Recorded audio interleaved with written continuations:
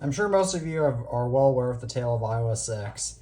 iOS 6 was the final iOS version to use skeuomorphism. Now, in case you don't know what skeuomorphism is basically making UI elements in software look like real life objects. So, for example, the Notes app resembles a real notepad, and if I go into the Camera app, it opens up a real shutter.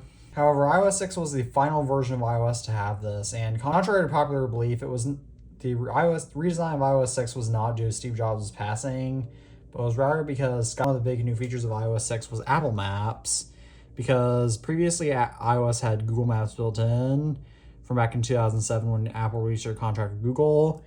However, because Android had since been invented and Apple and Google weren't necessarily friends in that space anymore, Apple developed their own GPS. But Apple Maps was so ridiculed with bugs to the point where Apple released a public apology letter. However, Scott Forstall, the lead designer of iOS at the time and the guy in charge of Apple Maps, he didn't feel he needed to sign it because he thought they could just improve it with time. So consequently, Scott Forstall was axed. Therefore, Johnny Ive, who already designed the hardware, was put in charge of designing the software. So as a result, iOS 7 had a radical redesign. And this made a lot of people love iOS 6, still to this day.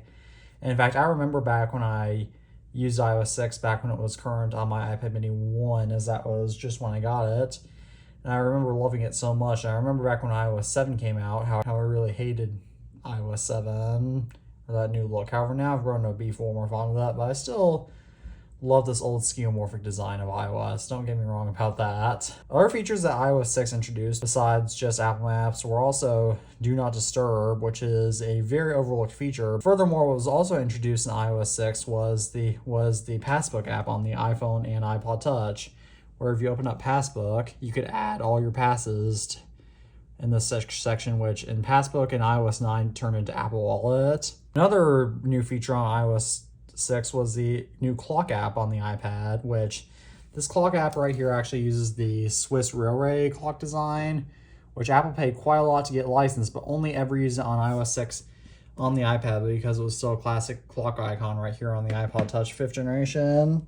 And the iOS 6, the devices that launched with came with iOS 6 that launched were the iPhone 5, iPod Touch 5th generation, iPad 4th generation, and the iPad mini 1. Now, I actually lived with iOS 6, believe it or not, back for a week in September 2022 to celebrate iOS 6's 10-year anniversary.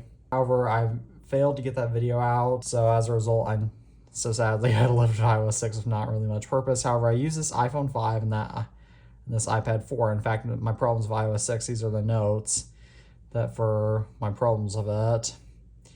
And a lot of people ask me, how do I manage the iOS 6 working? And so first up, I thought I would answer a question of how I manage to get these devices on iOS 6.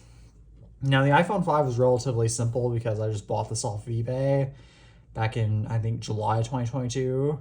For $9, this iPhone 5 is running iOS 6 natively, are typically really expensive.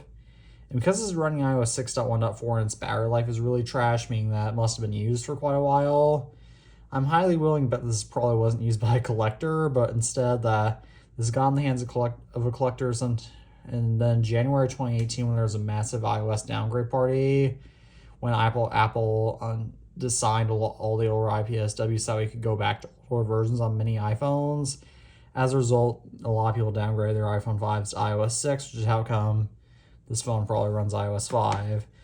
But this iPod Touch 5th generation and this iPad 4, I actually dual booted to iOS 6 by a cool booter, as these things actually run iOS 8.4.1, as I believe I got this iPod Touch 5th generation back in 2015. And this right here is a little tweak where you can use it to use your iPod Touch in landscape. I don't know what this tweak is called, but it's from the Hack Your iPhone repo, which is known for being a little bit malicious. And it is does pirate jailbreak tweaks, even though jailbreak tweaks, you can't get paid jailbreak tweaks anymore. Let me actually see what this is. SB Rotator 7, yeah, that is what this is.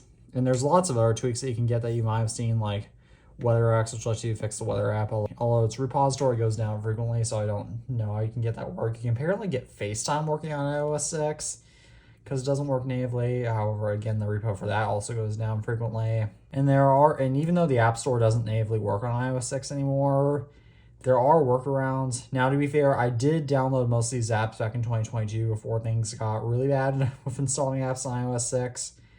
However, nowadays you can try using Viteris or else mtmdev.org, which I have tutorials for both of those that I'll link below in the description. And to do all this, you have to be jailbroken, which I also have tutorials for in the description, although if you dual boot, you can just choose to be jailbroken, which I did. Another big question that a lot of people ask me is, what device would be best to try to run iOS 6 on? Now, I do not recommend trying to go out and buy an iPhone 5 on iOS 6 unless you're way into Apple collecting Apple products, because this thing was really expensive. This thing cost me like $90. And the only reason why I paid $9 for this was because my other two iPhone 5s, one runs iOS 7.0.2 and I could not get that jailbroken. Then my other one runs iOS 8.4.1, and because it's iCloud bypass, I can't jailbreak that one either to downgrade it or dual boot it. So as a result, I just got this iPhone 5. Otherwise, I would have never paid that much money for it. And you can dual boot an iPhone 5, iPod Touch 5, iPad 4, iPad Mini 1. You can dual boot all those devices, or recommend downgrading to iOS 8.4.1 first. That way the jailbreak won't expire. Unlike on iOS 10, I'll have a tutorial link below on how to dual boot if you're curious. And you can also use Nightshade to downgrade A5 and A6 devices in Legacy iOS Kit. However, those are tethered, meaning that you have to boot those up with a computer every time you need to reboot, or else your device goes flat, which that's just a pain in the butt, so I don't do that.